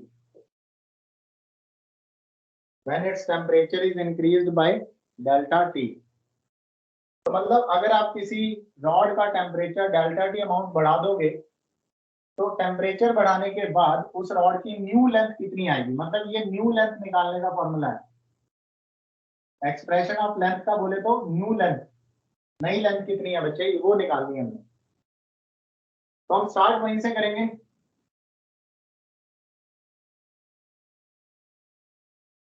start हम लोग बेटा वहीं से करेंगे। हमें पता है अल्फा क्या है, alpha is equal to change in length upon original length, change in length upon original length into नीचे साथ में चेंज इन टेम्परेचर। अब बच्चे चेंज इन लेंथ को हम लोग लिख सकते हैं L माइनस L0। ऐसा मैं क्यों लिख रहा हूं, क्योंकि L0 अपनी ओरिजिनल लेंथ है बच्चे, और उसके बाद जो न्यू लेंथ है वो L है, और न्यू लेंथ के लिए ही हमें फॉर्मूला निकालना है। कोई डेरिवेशन नहीं है, बस इसी फॉर्मूला को थोड़ा रीअरेंज कर रहे हैं। ऐसे लिख सकते हैं इसको बच्चे, चेंज इन लेंथ को ऐसे लिख सकते हैं ना, L माइनस L0, यस और नो? Yes, sir. ओके, तब हम लोग क्या करेंगे, ये सारी चीजें उठा के इसके साथ मल्टीप्लाई कर दो। Alpha into L0 into delta T is equal to L minus L0।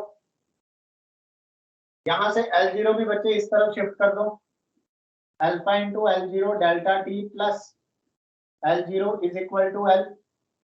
L0 right से लेफ्ट में शिफ्ट किया, माइनस था यहाँ के प्लस हो गया। इसके बाद यहाँ इधर आ जाना, L0 इन दोनों टर्म्स में से कॉमन निकाल दो। L0 निकाला कॉमन, यहाँ बचा alpha delta T plus 1, alpha into delta T plus 1 is equal to L। मतलब मैं इसको ऐसे लिख सकता हूँ बच्चे, L is equal to L0 into 1 plus alpha into delta T. तो बच्चे ये आ गया हमारे पास न्यू लेंथ का फॉर्मूला। समझ आ गई बात सबको, यस और नो? Yes, sir. मैंने सिर्फ लीनियर एक्सपेंशन के लिए ऐसा करवाया है, यही सेम जाएगा एरिया के लिए, सेम जाएगा वॉल्यूम के लिए। बस L की जगह एरिया आ जाएगा, लेंथ की जगह एरिया आ जाएगा, या वॉल्यूम आ जाएगी बच्चे। सेम फॉर्मूला है, कोई चेंज नहीं, सब कुछ सेम है। बस जैसे आप लेंथ के लिए कर रहे हो वैसे ही एरिया की बात करोगे, फिर वॉल्यूम की। इतना नोट कर लो, इतना बेटा नोट कर लो। डन? यस सर, इस फॉर्मूले में हम रेशियो भी निकाल सकते हैं सर, चेंज इन लेंथ और लेंथ के बीच के। हाँ, you can calculate ratio also. Question आ जाते हैं, क्वेश्चन फॉर्म हो जाता है ऐसा भी। Calculate change in length upon original length, ratio निकाल लो। चलो यहाँ तक निकल गया। वैसे ये फॉर्मूला ज्यादा इंपॉर्टेंट है, इस पे स्टार लगा लो, क्योंकि क्वेश्चन ज्यादातर इस फॉर्मूला से आता है तो ये वही फॉर्मूला बच्चे है, ये अल्फा वाला ही फॉर्मूला, बस थोड़ा उसको मॉडिफाई कर दिया। ठीक है,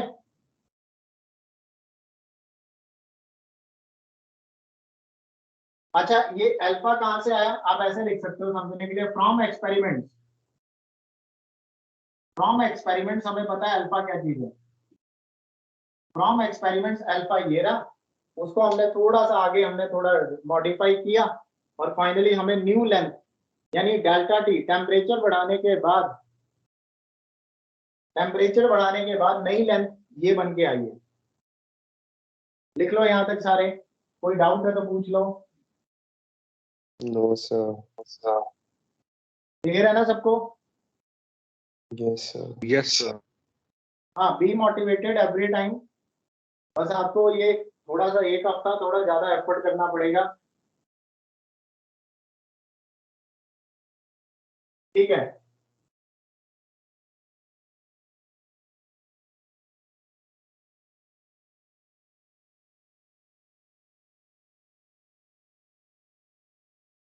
एक दो बातें और हैं जरूरी, एक दो बातें और हैं जरूरी जो आपसे 1 मार्कर में पूछी जा सकती हैं बच्चे।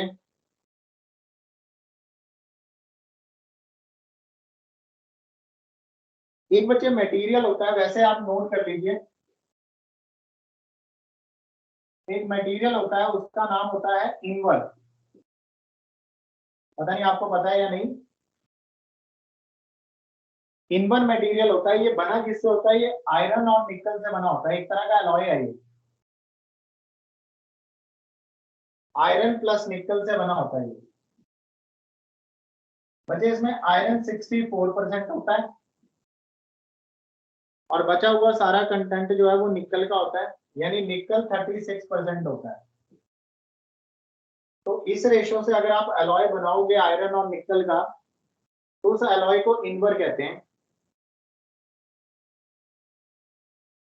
इनवर का जो कॉफिशिएंट होता है ना alpha, coefficient of linear expansion, बच्चे इसकी वैल्यू बहुत ही कम होती है,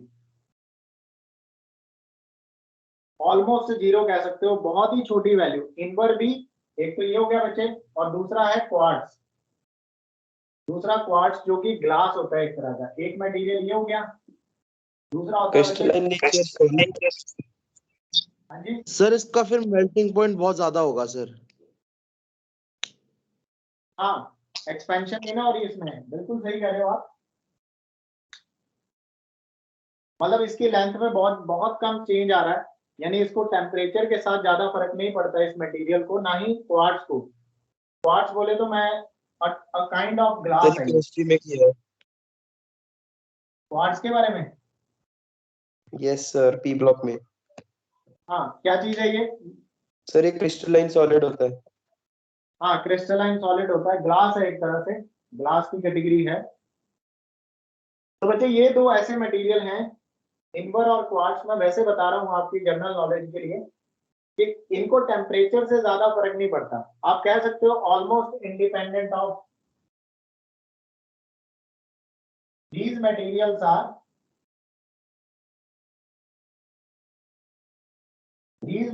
are almost independent of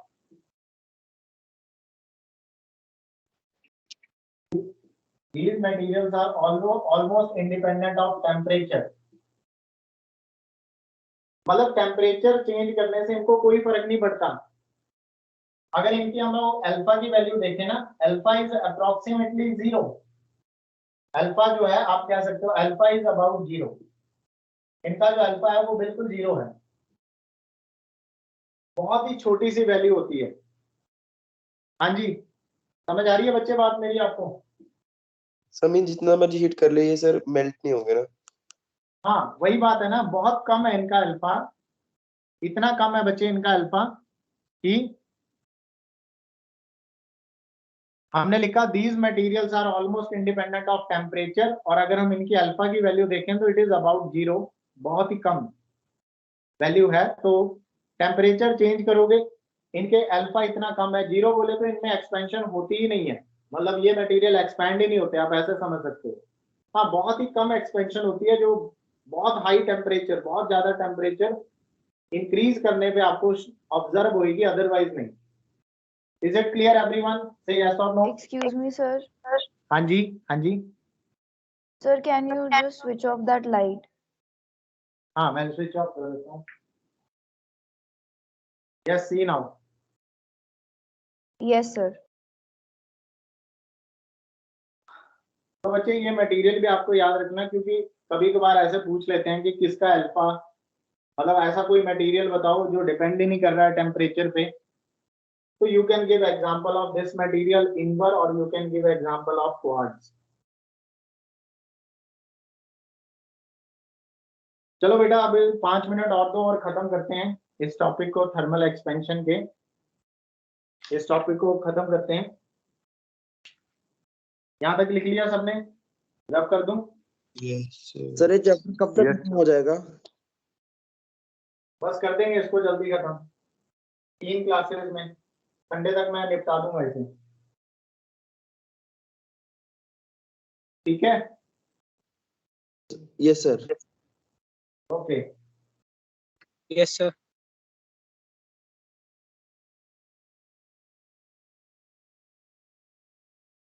अब ये खत्म करने का मतलब ये नहीं है कि हमने भाग जाना है, ऐसे ही पढ़ेंगे आराम आराम से, बस टाइम ज्यादा लगेगा और उसके लिए आपको तैयार रहना होगा।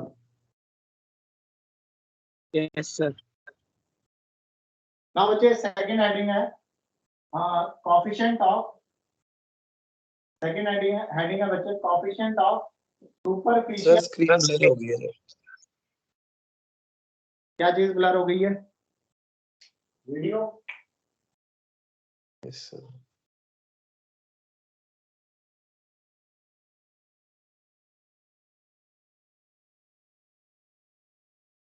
मेरे फोन की बैटरी 4% रह गई है, 1 मिनट मैं दूसरा फोन कनेक्ट कर लेता हूँ साइड बाय साइड।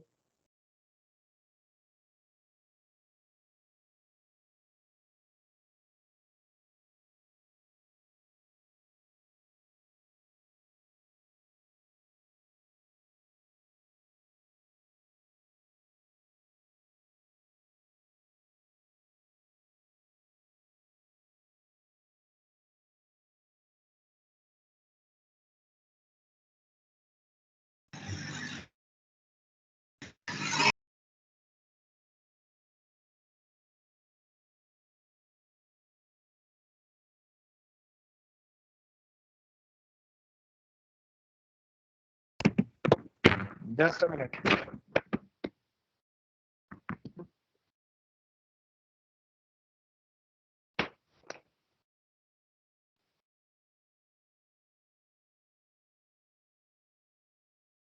हाँ चेक करो, वीडियो ठीक आ रही है?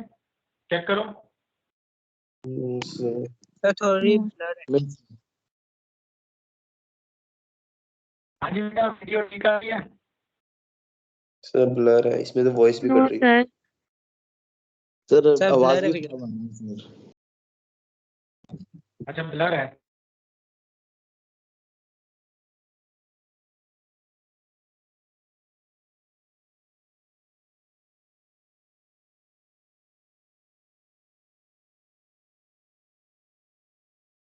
करो चेक करो, फिर से चेक करना।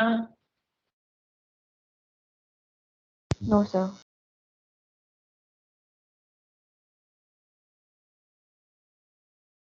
Sir still not clear.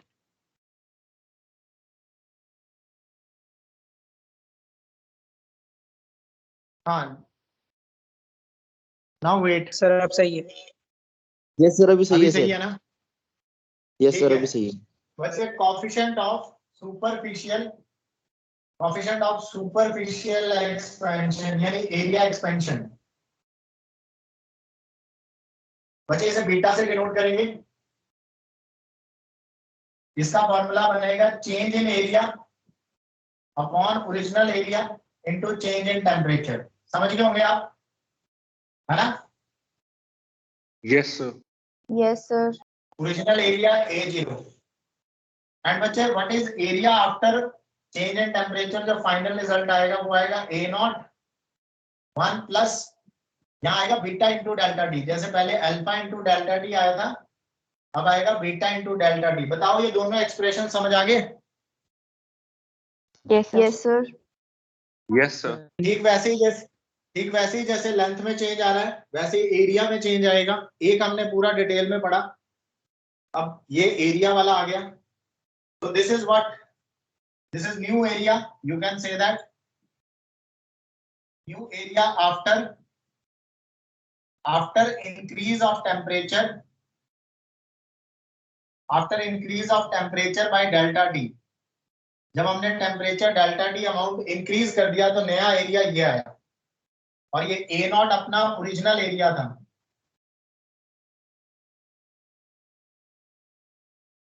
लिख लो बच्चे इसको फटाफट, बस इतना ही करना है इसमें, ठीक है? Yes, sir. Yes, sir. Yes, sir. हाँ जी, लिख लोगे तो ऐसे ही हमने वॉल्यूम का लिखना है। वैसे आप समझदार हैं, आपको आ गया होगा समझ वॉल्यूम वाला भी। ये लिख लिया सबने? रब कर दूं? Yes, sir. Yes, sir. Okay, ना बच्चे फिर आता है वॉल्यूम वाला। वॉल्यूम अब आता है कॉफिशिएंट ऑफ क्यूबिकल एक्सपेंशन बोलते हैं इसे, या वॉल्यूम भी कह सकते हो आप, बट क्यूबिकल बोलते हैं। Volume of coefficient of cubicle expansion. बच्चे इसे डिनोट करेंगे हम लोग गामा से। डेफिनेशन क्या है? एक्सपेरिमेंटल रिजल्ट क्या है? Change in volume divided by original volume into change in temperature.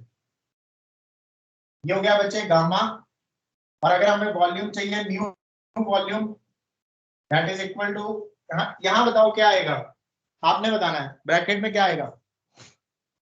1 So plus gamma t. plus gamma delta Sir, 1 plus gamma delta gamma t. delta t. Gamma delta t. Very good, it is 1 plus gamma delta T. शाबाश, 1 plus gamma delta T. तो बच्चे ये results आपको याद होंगे तो numerical करना बहुत आसान है। Change in temperature will be given to you. Gamma आपको दिया गया होगा क्वेश्चन में, ओरिजिनल लेंथ भी आपको दी गई होगी, आपको बस न्यू लेंथ निकालनी है। या कई बार ऐसे बोलते हैं कि ओरिजिनल लेंथ जो है, जो अभी नई लेंथ है वो 3 टाइम्स है ओरिजिनल लेंथ के, मतलब ऐसा कोई रिलेशन गिवन होगा जिसके बेसिस पर आप ये फॉर्मूला लगा के न्यूमेरिकल सॉल्व कर सकते हैं। बताओ यहां तक कोई डाउट किसी को? No, sir. No sir. Okay, बाकी रही बात बच्चे एसआई यूनिट की, तो एसआई यूनिट चाहे कोई भी थर्मल एक्सपेंशन हो, एसआई यूनिट उसकी डिग्री सेल्सियस इनवर्स या फिर बच्चे केल्विन इनवर्स है। डिग्री सेल्सियस इनवर्स या फिर केल्विन इनवर्स। तो आप कह सकते हो what is this? This is volume. What is this V बच्चे? This is volume of body कह रहा हूँ, क्योंकि वॉल्यूम बच्चे किसी भी चीज की हो सकती है। Volume of body after heating, The new heat करने volume. के बाद कितनी वॉल्यूम बन गई है बॉडी की, ये वो आपको फाइनल एक्सप्रेशन देता है। ठीक है, डन यहां तक?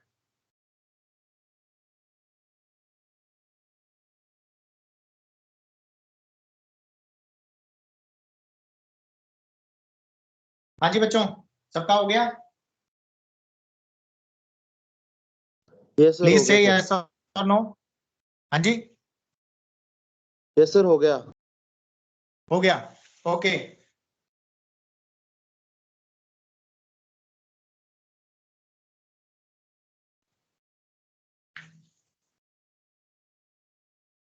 अब बेटा अब हम लोग एक ग्राफ बना के देखते हैं, जो साहिब कह रहा था, एक्सपेरिमेंटल ग्राफ बनाएंगे। ये रिजल्ट सारे एक्सपेरिमेंटल रिजल्ट हैं बच्चे, ये ध्यान रखना। All these results are experimental results. ये कोई डेरिवेशन नहीं है, सीधे डायरेक्ट लर्न किए हमने फॉर्मूलेज, सबसे एक्यूरेट रिजल्ट्स हैं। इन रिजल्ट्स के बेसिस पर अगर हम लोग ग्राफ बनाए तो कैसा बनेगा ग्राफ, वो भी देख लेते हैं।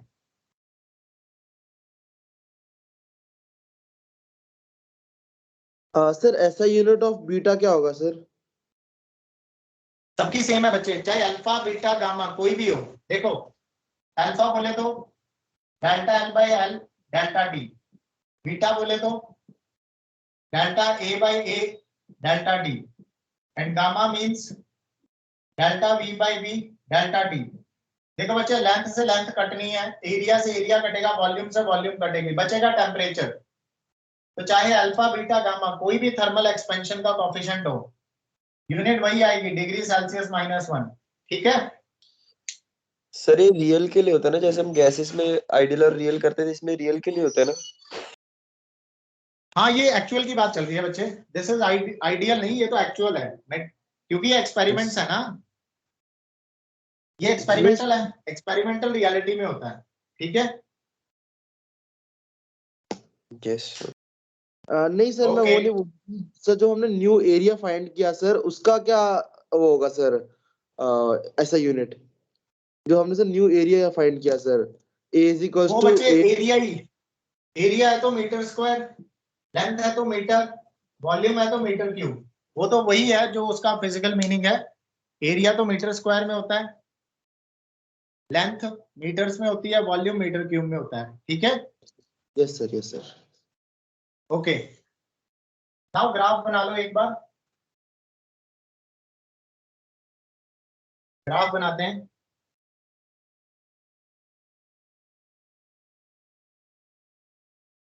Graph between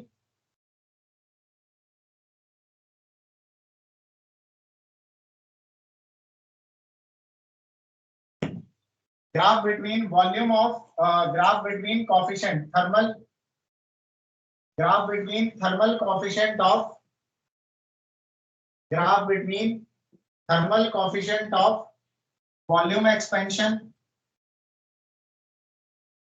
thermal coefficient of volume expansion and temperature, graph between thermal coefficient of volume expansion and temperature for a typical material, मतलब किसी एक सिंगल मटेरियल की बात कर रहा हूं। सर बाकी के लिए क्यों जैसे नहीं आपने मान लो बनाया? एल्यूमिनियम ले लिया, हाँ जी, सर बाकी के लिए क्यों नहीं बनाया, एरिया और उसके लिए लेंथ के लिए? प्रैक्टिकली जो चीजें हैं वो 3D होती है ना, इसलिए।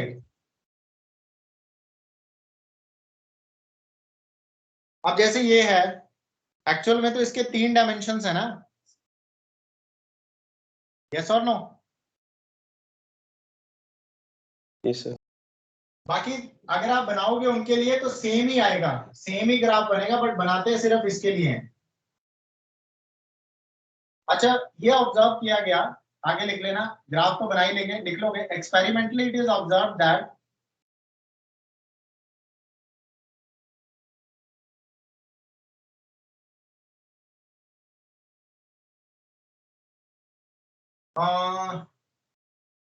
नहीं, एक्सपेरिमेंटली, हाँ एक्सपेरिमेंटली क्या ग्राफ बनाया, experimentally observed graph is, experimentally observed graph is, देखते हैं क्या है बच्चे। इस एक्सिस पर ले रहे हैं गामा,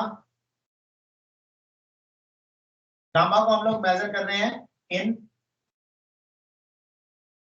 गामा को मेजर कर रहे हैं इंटू 10⁻⁻⁵ केल्विन इनवर्स में या सेल्सियस इनवर्स में, एक ही बात है। मतलब वैल्यू यहाँ जो लिखेंगे ये तो सब में लगता ही है, आपको पता है 10⁻⁵ सब में आएगा, चाहे एल्यूमिनियम है चाहे कॉपर है, व्हाटएवर कोई भी मटेरियल है, क्योंकि ये फैक्टर सेम रहता है ऑर्डर। जैसे हमने लिखा था वहां एल्यूमिनियम का 2.5 इंटू 10⁻⁵, फिर प्लैटिनम का लिखा था 0.9 इंटू 10⁻⁵, ये तो अंडरस्टूडेबल है, ये सब में आएगा। ये शुरू वाले फैक्टर यहाँ मार्किंग होती है। और इस एक्सिस पर हम लोग ले रहे हैं टेम्परेचर केल्विन में, इसलिए हमारी वहां पर यूनिट्स भी केल्विन चल रही है। अगर यहाँ सेल्सियस लोगे तो यहाँ भी सेल्सियस आएगा, सेल्सियस इनवर्स।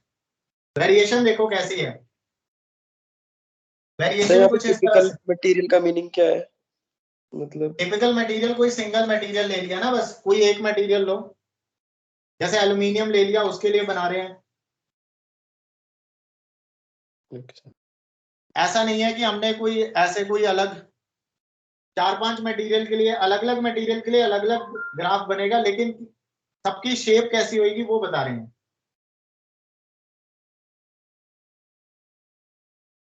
सभी मटेरियल के लिए सेम ग्राफ बनेगा? हाँ, सभी के लिए सेम ग्राफ बनेगा, बस फर्क इतना है कि किसी के शेप ऐसी रहेगी हर ग्राफ की, मतलब कोई और होगा तो हो सकता है उसकी शेप ऐसी हो, किसी की ऐसी हो, पर सबकी ऐसी ऐसी होगी शेप। तो एक मटेरियल के लिए बना लो, कोई कम टेम्परेचर पे कोई ज्यादा टेम्परेचर पे एक्सपेंशन शो करेगा, लेकिन शेप सबकी यही रहेगी। इज इट क्लियर, यस और नो? Yes sir. अच्छा, ये वापस नहीं आ रहा, ये थोड़ा सा स्लैंटिंग है, ध्यान रखना। यहां से ये आगे ही जा रहा है ग्राफ इस तरह से, फिर यहां से ऐसा नहीं कि ये वापस नहीं आ रहा, टेम्परेचर एक्सिस पे ये बढ़ता ही चला जा रहा है ग्राफ, उसी डायरेक्शन में, फॉरवर्ड डायरेक्शन में ही है ये। Is it clear? यस और no? Yes sir. Yes, sir. Yes, sir. So we can say that कि अगर आप ग्राफ बनाना ही चाहते हो तो ग्राफ की शेप कुछ इस तरह से है। अब देखो ये कोई डायरेक्ट प्रोपोर्शनैलिटी नहीं है, कोई इनवर्स प्रोपोर्शनैलिटी नहीं है, ये वेरिएशन है। स्टार्टिंग में ऐसा लग रहा है कि टेम्परेचर बढ़ा रहे हैं काफी ज्यादा, एक्सपेंशन कम हो रही है, फिर बीच का एरिया ऐसा आया, इस रीजन में देखो यहां से लेके यहां सर तक अगर इतने टेम्परेचर बढ़ाया इतना सा, और जरा इंक्रीमेंट देखो जरा, चेंज इन टेम्परेचर इतना है लेकिन ये बहुत ज्यादा है, जबकि स्टार्टिंग में टेम्परेचर ज्यादा है और एक्सपेंशन कम है। फिर बीच मिडिल में ऐसा हुआ कि टेम्परेचर कम इंक्रीमेंट हो रहा है लेकिन एक्सपेंशन ज्यादा हो रही है, फिर बाद में फिर स्लो डाउन होगी एक्सपेंशन। समझ में आ रही है बात?